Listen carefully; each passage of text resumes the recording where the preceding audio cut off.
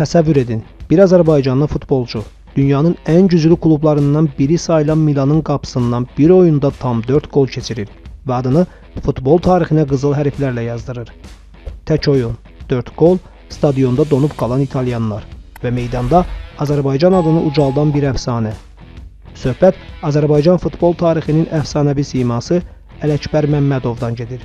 Onun hekayəsi sadəcə idman uğuru deyil, həm də bir xalqın dünya arenasında öz sözünü deməsinin simvoludur. Gəlin bu unudulmaz futbolçunun həyat yoluna birlikdə nəzər salaq. Ələkbər Əmiroğlu Məmmədov 9 may 1930-cu ildə Bakı şəhərində anadan olub. O, Sovet və Azərbaycan futbolçusu, məşqçisi, SSR-nin əməkdar idman ustası, Azərbaycan Respublikası Prezidentinin fərdi təqaüdçüsü, Azərbaycan Dövlət Neft və Sənaye Universitetinin kafedra müdürü, Şöhrət və Aleksandr Nevski ordeni laureatıdır. Erkən yaşından atasını, daha sonra bacı və qardaşını itirən Məmmədov anasının himayəsi altında qalıb. Yaşayış səviyyəsi ağır olduğundan o, uşaq yaşlarından əməklə məşğul olaraq anasına kömək edib. Dövrünün əksər uşaqları kimi o da futbolun sirlərini küçə futbolunda öyrənib. Əsasən Saldat bazarı və Salyan kazarması meydanlarında top qovmaqla məşğul olan Məmmədovu tezliklə Spartak cəmiyyətinin gənclər komandasına dəvət edirlər. 1945-ci ildə bu cəmiyyətin komandasını Moskvaya, Spartak Mərkəzi Şurasının çempionatına göndərəndə Ələkbər də onların arasındaydı.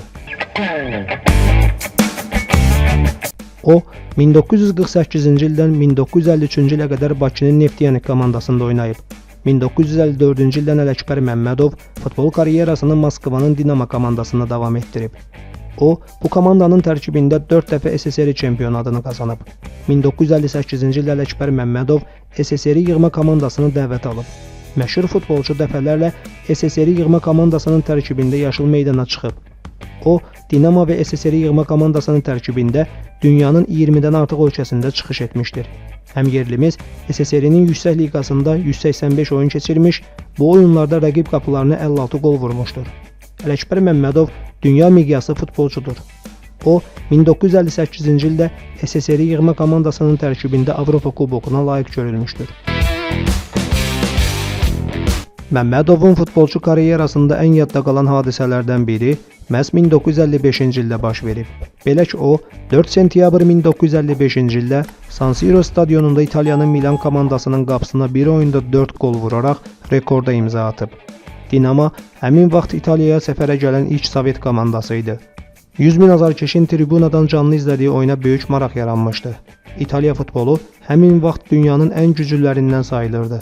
2 qat dünya çempionlarının ən güclü komandalarından birini doğma meydanda 4-1 hesabı ilə məğlub etməklə Dinamo hər kəsi təəccübləndirmişdi. Oyundan sonra İtalyan futbol mütəxəssisləri Məmmədovun nəinki Rusiyanın, həm də Avropanın birinci dərəcəli futbolçusu adlandırmışdılar. Uzun illər sonra həmin tarixi oyunu xatırlayan əfsanəvi Sovet qapıçısı Lev Yashin belə deyəcəkdi. Ələkbər inanılmaz texnikaya malik idi. Onda hücumçu üçün vacib olan bütün keyfiyyətlər cəmlənmişdi. Meydanı əla görür, sürətli keçidlər rəqibini çaş-baş salırdı. Özünə məxsus ötürmələri isə komanda yoldaşları üçün göydən düşmə qol fürsəti idi. Məmmədovun əldə etdiyi bu rekord 2014-cü ilin yanvarına qədər toxunulmaz qaldı. Həmin vaxt Sassuolo'nun hücumçusu Domenico Berardi Milanlıları 4 dəfə məyus etməklə Məmmədovun rekorduna şərik oldu. Ələkbər Məmmədov 1960-cı ildə yenidən Bakıya qayıdıb və Neftiyanik komandasının tərkibində oynamağa başlayıb. 1962-ci ilin sonunda o, yaşıl meydanla vidalaşaraq idman karyerasını məşqçilik etməklə davam etdirib.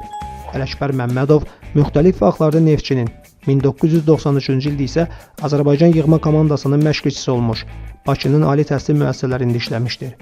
O, 3 qitədə futbol peşəsinin sirləri, bizim həyatımız nədir, oyun, xatirələr və düşüncələr adlı 3 kitabın müəllifidir. Ələkbər Məmmədov 28 iyul 2014-cü ildə vəfat etmişdir.